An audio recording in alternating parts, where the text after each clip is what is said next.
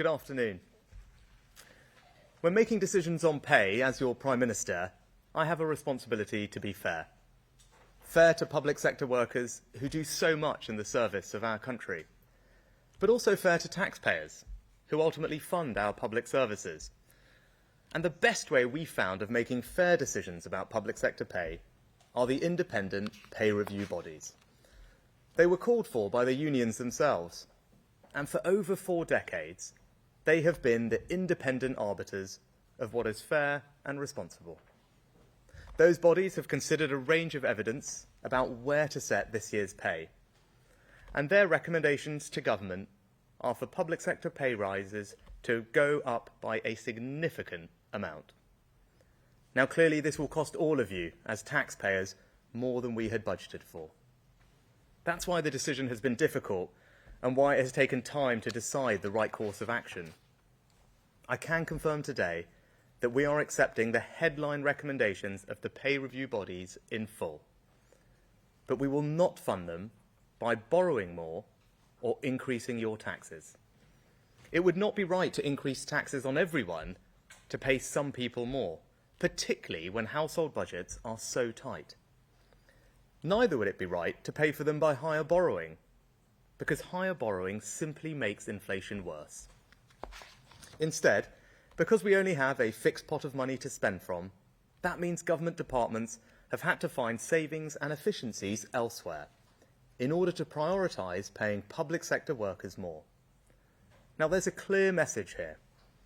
There are always choices. Budgets are not infinite. When some ask for higher pay, that will always create pressures elsewhere, costs, which must ultimately be borne by the taxpayer or by spending less on our other priorities. So that's our decision.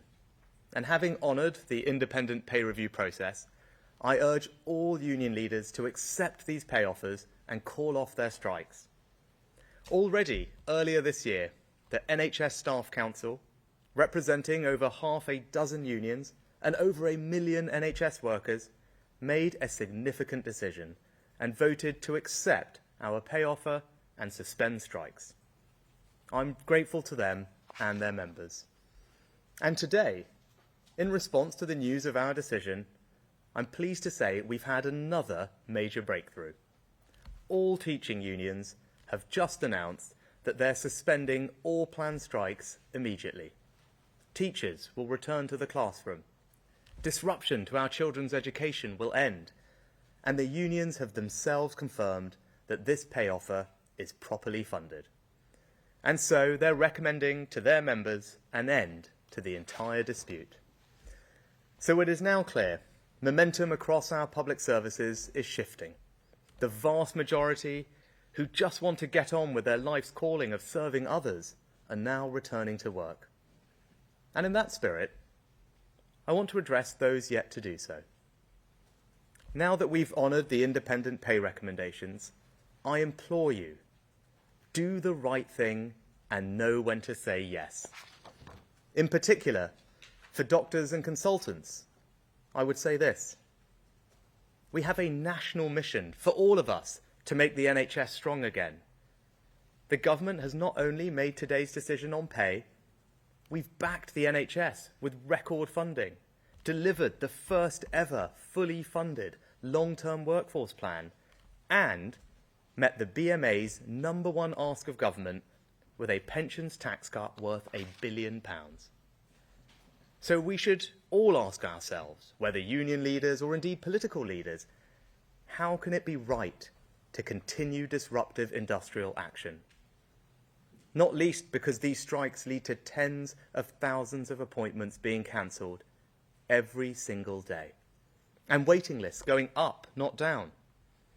So, today's offer is final. There will be no more talks on pay. We will not negotiate again on this year's settlements, and no amount of strikes will change our decision. Instead, the settlement we've reached today gives us a fair way to end the strikes, a fair deal for workers, and a fair deal for the British taxpayer. Thank you.